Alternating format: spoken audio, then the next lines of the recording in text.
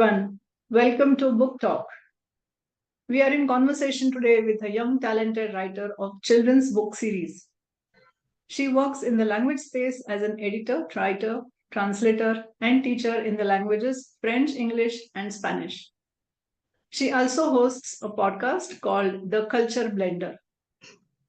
She is passionate about writing for children. We are going to talk to her about her book series, Growing Up with Nidhi. So join me in a conversation with Rucha to learn about her passion for this book series. Welcome to the show, Rucha. Hi, thanks. Good to be here. Hi. Rucha, I would like to start by asking you what inspired you to start writing children's books? So books written for children have held a fascination for me for a long time Okay. because they have a lot of different perspectives that can be brought into them. And of course, as a kid, I enjoyed a lot of, a lot of variety of books. So my childhood really started with reading and, loving stories. So that memory is also a part of my inspiration, and fascination with children's books. And I think that children's books also, they give you the liberty to explore some of the fundamental questions of what it Okay. means to, what it means to exist in a world which is sometimes really so complex and, so difficult to figure out. And well, Right. children through all ways, whether it be through fantasy, whether it be through, your normal daily life, they have so much curiosity in them that it makes the world seem that much more wonderful. Oh, wow. Yes, absolutely. Can you tell us about your book series, Growing Up with Nidhi? Yeah, sure. So the entire series actually spans about 10 years. I have the first book here with me. Oh, So this wow. is the first book that came out last year. Um, and the second book is actually coming out this year, so by the end of December. Uh, Great. and the series began as a project with my series editor, and it really just expanded from there. It was supposed to be one book, but then we went on discussing, and the idea itself became quite big. So the whole series in this particular book, Nidhi is 6 years old, and Okay. in the first three books, she will be 6, 7, and 8. So this year she's 7. And she will grow up to be 16 years old. So it's quite a big Oh, project. It spans 10 years. wow. It's really nice because the way that we have tried to design this is very interactive, and it has a component of moral literacy in it, which I will come to later. Okay, sure. So you mentioned Nidhi's age group just now. So how did Yeah. you arrive at the age group? How did you decide on that? So the audience that we have in mind really is larger than the series itself. So although in the series, the character Nidhi goes from when she's 6 years old till she's 16 years old, the audience is much larger because I have Oh, seen 4-year-olds, 5-year-olds really enjoy coloring in the book because I don't know oh, if you saw here, but we have some nice little illustrations done by a brilliant sketch artist, Sanjay wow. Nayak.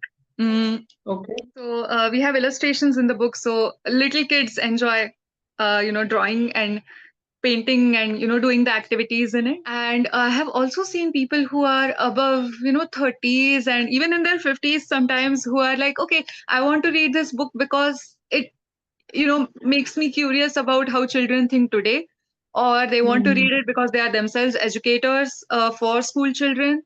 And we have a few school libraries that have kept the books as well for the Oh, kids to read. So really the nice. audience itself is quite big for a series like this, Oh, because I actually had somebody come up to me and say, I want to get a copy of this book. And then I was a little surprised because this was my friend, and I was wondering if she had a child maybe. And then she mhm. said, no, I don't have kids. I just want it for the inner child in me.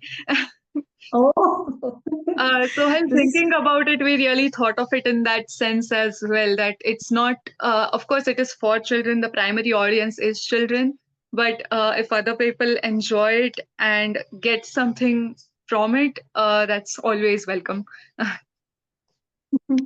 that's so nice. So, how do you ensure that your stories resonate with young children? Because the world is changing, the vocabulary is changing. So, how do you ensure that? Yeah, yeah. When we're looking at writing for children or making stories for children, we like there is something that I have to always keep in mind that children imitate.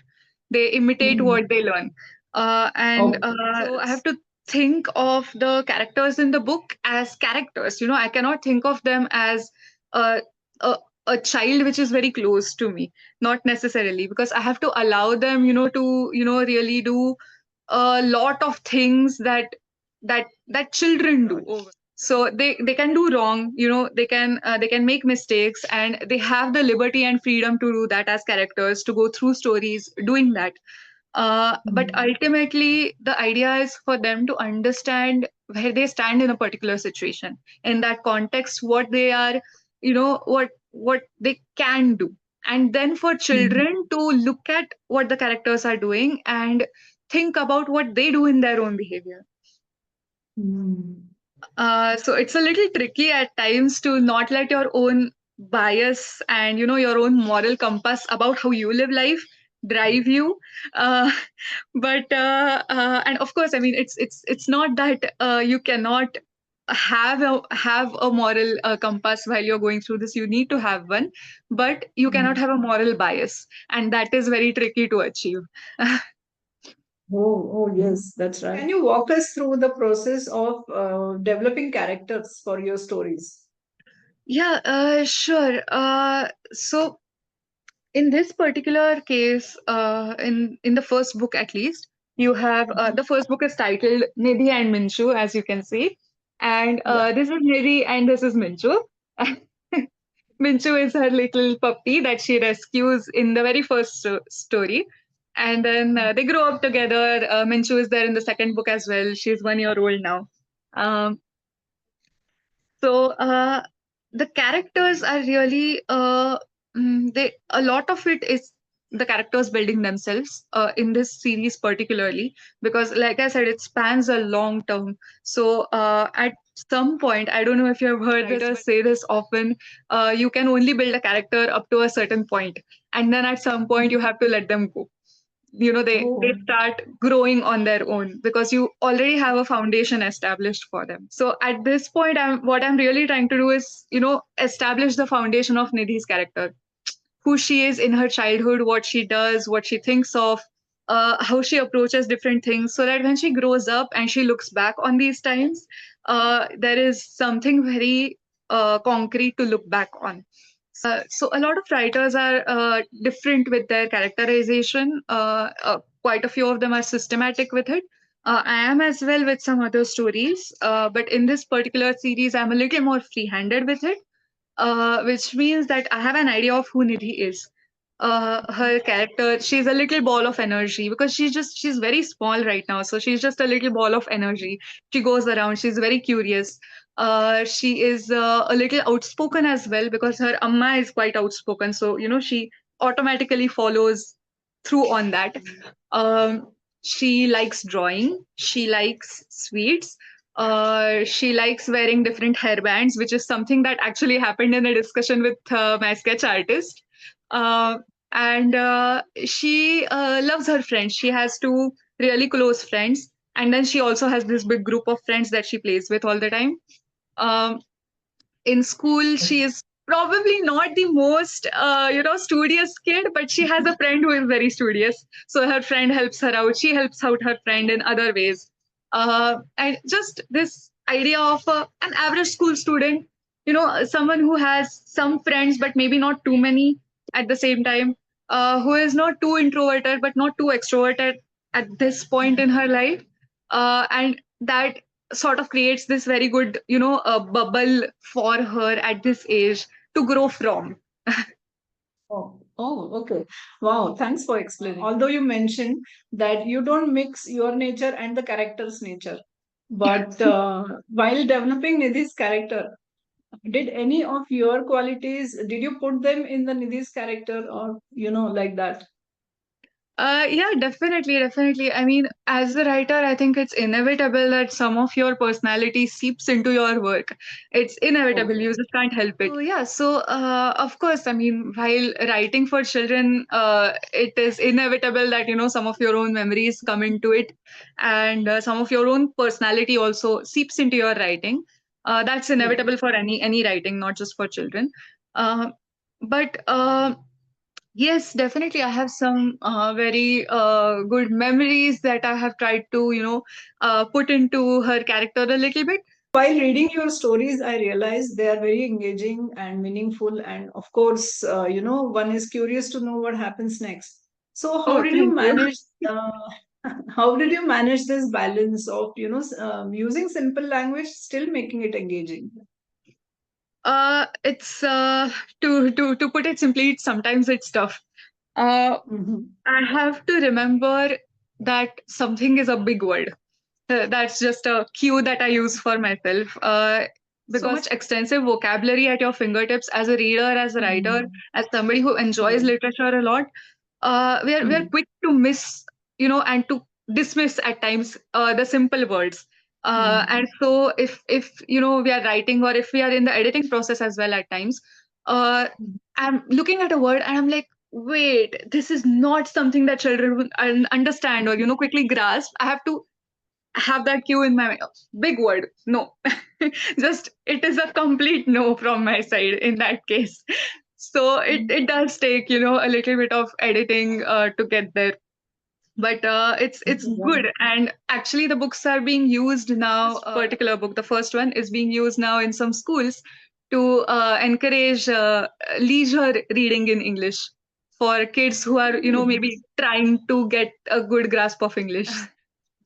That is amazing. So, when Thanks. you gave me the book, Yeah, of course, I started reading the story of Nidhi and Minchu, but I also started coloring the illustrations.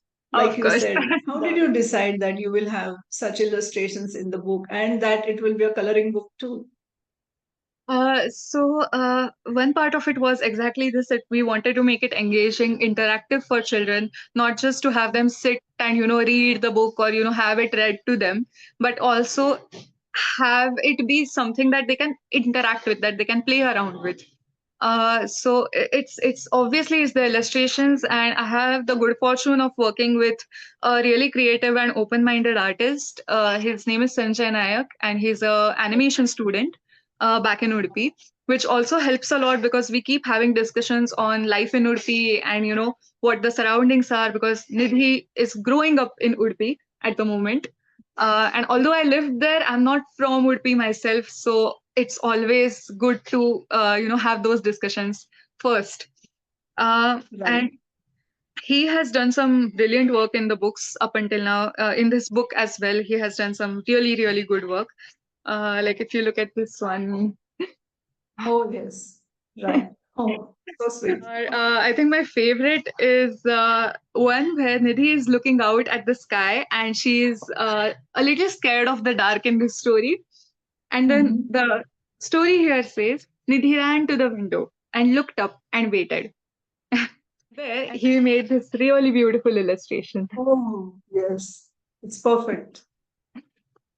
Mhm. So, there's a lot of back and forth which goes on between us. There's a lot of communication and a lot of back and forth which goes into the sketches as well. I mean, from really big stuff like, okay, is this the scene which is fitting into the environment which is in right now? Like in the second Okay. book, Nidhi goes to Goa. So we had a huge discussion on how a house in Goa looks, to something Right. that big, to something as little as, wait, would Nidhi be wearing this if she's going here? It's a really fun process to go through all of that. So, does Minchu also go with Nidhi to Goa in the second book? Oh, to Goa, Minshu unfortunately doesn't go because Nidhi encounters a cat in the second book in Goa. Oh, wow. Okay. and Interesting. Yeah, she goes to her Ajji Azoba's place. So that is her father's paternal home. Father's side. Yeah, Oh, yeah. oh, can you tell us more about the cover of the book? Because there is a lighthouse on the cover. Yes, there is. And in fact, there is also a little bookmark that comes with the book. Yeah, so on the book, there is a lighthouse on the cover, and there are a few lighthouses along the coast of Udupi. I mean, all the way from Kalkara uh, town to Udupi. And this particular lighthouse is inspired by my visit to the Kapu lighthouse. And Okay. it is a beautiful lighthouse. Me and my friend, we went there and we got to watch the sunset from on top of the lighthouse. Oh, And it was beautiful. really, really amazing. And Kapu Beach is quite well known around that area. A lot of people visit it. It's a touristic place as well. Um, Mm. and Nidhi and her family visit it in the first book, in the second story. So she goes up onto the top of the lighthouse, and she really experiences the place that she's from in that story. That's great. So you wrote this book when you were in Udupi? I started writing the first book in Urdu. Yes. Fantastic. Curious to know how does an idea go to a finished work? Like, for example, the first book, and now also the second book is going to be published soon. So, can Yeah. you tell us a little bit about it? Of course, there's a lot of the editing process involved in this. But first, let me start from what I do as a writer, and then I'll take you through the editing process. So I tend to stick to the 3 R's rule of writing, Mhm. which is I see. write, revise, and refine. Uh, Okay. and it essentially means that your first draft is made just to exist. All you need to do is write. The second draft is where you edit. So you revise it, you go through it yourself, right? So it's just me who is doing all of this process. And then the third bit of it is the refining. So in which, of course, my series editor, Dr. Neeta Inamdar, who is a professor currently at Symbiosis, she comes in to picture, and she has been a great help in editing the series, in editing the first and the second book. And her insights are quite valuable when it comes to this stage, particularly because she also thinks from the perspective of how a publisher would want the book to go out, and what audience would, how the audience would receive it. So the sensitivity issues that might come up are noticed at this stage. Any other, language structures that may have, gone wrong, a few typos that just happen sometimes, are all edited out here. And then it goes through my publisher. So in the publishing team, there is also an editorial coordinator who works on the book, who proofreads the entire book, who makes sure that all the words in Indian languages or in other languages are in italics, because that's the norm. So there's a lot of formatting that goes on before the book is out also. And then of course it goes through pagination. That's the whole entire process of giving the book its book form. And that's how it basically makes it out to the markets. Oh my God. So that's a lot of processing that goes from an idea till the book comes out to us, for reading. Yeah. That's a lot. I mean, I have a wonderful team to thank for this, and I really, really appreciate like everything that they have done through the first book and in the second book as well. The second book is actually currently in the last stage right now. It's in proofing and pagination, so it will be out soon, and I'm very excited for it. Great. I wish you all the best for that. Thank you. Yeah. So, what's your favorite thing of being a writer? Oh, of being a writer. I think uh, I really like playing with language.